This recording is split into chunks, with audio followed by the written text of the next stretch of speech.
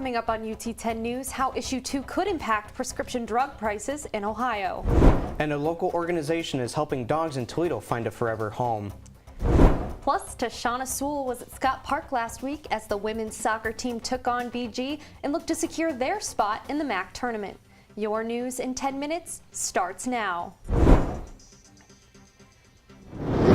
Thanks for joining us. I'm Madison Humphrey. And I'm Kenny Cruz. An initiative to reduce prescription drug prices in Ohio is hitting the ballot next Tuesday. Secretary of State John Husted says petitioners invested more than $75 million campaigning for Issue 2.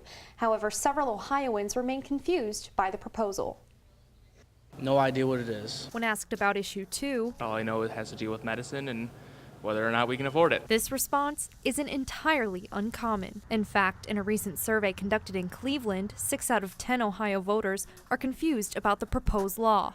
According to the ballot language, Issue 2 would require state programs to purchase prescription drugs for no more than what the U.S. Department of Veterans Affairs pays. The Ohio Education Association estimates the VA pays up to 24% less for its medications. And supporters of Issue 2 say it could save taxpayers more than $400 million per year. It's an opportunity for us to tell this monopoly, pharmaceutical cartel, basically, that we're standing up to them. On the other hand, those voting no say people on Medicare or private pay insurance could see an increase on drug prices because of the reduced rate for state-insured citizens. There is certainly that concern that the cost will be then shifted, which is really where we see that 2/3 or that $7 million could face an increase. The Ohio Office of Budget and Management says drug companies could and likely would seek to recover lost revenues from negotiating with the VA, but it cannot predict the state's spending on prescription drugs due to several unknown factors. Both sides of the debate agree it's important to head to the polls next Tuesday, well informed on Issue 2. For more than 50 years, the University of Toledo Astronomy Department has made a profound impact on its students. In 1967, George Ritter gifted $1 million to UT to build Ritter Planetarium and Brooks Observatory. These buildings house several research labs, including the largest optical telescope east of the Mississippi, according to UT. The program is known for its research opportunities. Having that research already integrated in our undergrad program is what really sets our students apart. The department celebrated its anniversary last Thursday at Ritter Planetarium. According to Kappa Delta Rho, UT's Relay for Life raised nearly $55,000 for the American Cancer Society last year. That's why over the weekend, another fraternity, Sigma Phi Epsilon, partnered with Colleges Against Cancer to host the Mustache Dash 5K to raise funds for research. Sebastian Harloff joins us live with the details of the event. Sebastian? Thanks, Madison. Despite the chilly weather, the dash raised much more than anticipated. More than 50 people and a dog came together on Sunday to run the Mustache Dash 5K. The runners wore mustaches in honor of the men who are fighting prostate cancer. The organizers' goal was to raise $1,000, but they far surpassed that with donations totaling around $1,200. Relay for Life's fundraising goal for this year, however, is $60,000. We're right on track, and we think we're going to break our goal, and we're really excited about that. All the money raised is going towards prostate cancer research and helping those affected by the condition.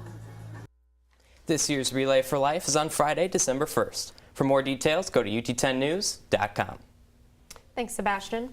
According to the Ohio Department of Health, nearly 3,500 people died of an opioid overdose in 2016. That's why Alpha Kappa Psi hosted the 3rd annual Be Wiser event last Wednesday to help UT students be wiser on substance abuse. Team Recovery, UTPD, and ProMedica gave students information on services. A panel that included mother of Christina Westfall, a 25-year-old UT student who lost her battle to drug addiction in May, answered questions. The only thing that gets me here to talk to you, to do this, is knowing I might affect one of you, just one of you. Members of AK Psi hope to turn Be Wiser into a nonprofit next year. 500 years ago today, Martin Luther led the charge against the Catholic Church to end corruption and redistribute power to the people. The Reformation disrupted the political, intellectual, and cultural thinking across Europe. The Reformers wanted a purified church and the Bible to be the lone spiritual source. Today is all about Martin Luther and what he did for the church. It's just a day where we can really recognize all the things we believe in. Christians of Protestant faith observed the anniversary this past weekend. Reformation Sunday is always the last Sunday in October.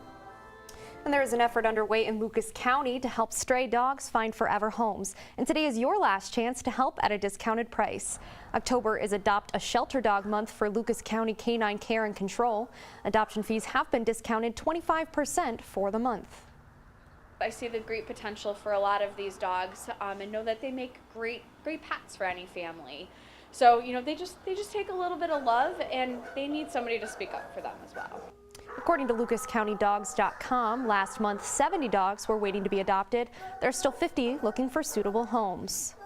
Monsters, Princesses, and Goblins swarmed Savage Arena last Wednesday. The Rocket basketball teams hosted their annual Tricks, Treats, and Dunks event. The evening included trick-or-treating, pumpkin carving, games, and a costume contest. Both teams showed off skills on the court with slam dunks and playing knockout. 4-year-old Journey Taylor says watching the players was her favorite part. It was the dumps, and we got to watch it without the light on, and I like the dumps. This was the 4th year UT kicked off preseason play by celebrating with the community.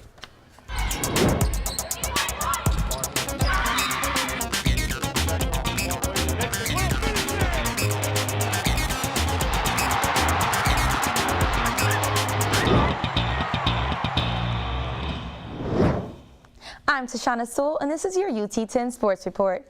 The Rocket football team looked to keep its perfect MAC record alive last Thursday at Ball State. But first, the women's soccer team hosted both BG and kicked off the MAC tournament against Western Michigan. Bowling Green was in town Thursday to close out the regular season. The Falcons came out strong as they scored the first goal of the game 12 minutes in. That wasn't enough to discourage the Rockets as they fought back in hopes of gaining their ground. After 9 shots attempts in the first half, Toledo 4, Anita Mancini scored a goal with just 1 second until halftime. The Falcons came back ready to take the load with 3 shot attempts and 2 saves, but were unable to hold on. Toledo forward Sophie Poole was determined to bring home a win as she scored in the 85th minute. This was the boost the ladies needed in order for them to win their 9th game of the season. As the Rockets moved into the first game of the MAC tournament, they had a cold yet intense game against the Western Michigan Broncos. After 2 corner kicks in the first half, Poole was able to score not only the first goal, but her 4th of the season. The Broncos tried to answer back, having 2 shots attempts, but were unsuccessful before the end of the first half. The ladies had a defensive start in the second period as they had 4 fouls, leading them to their second goal of the game, shot by senior Issa Echeverry. The Broncos continued to make shot attempts to build their momentum as they scored their first and only goal a minute and a half before the ending.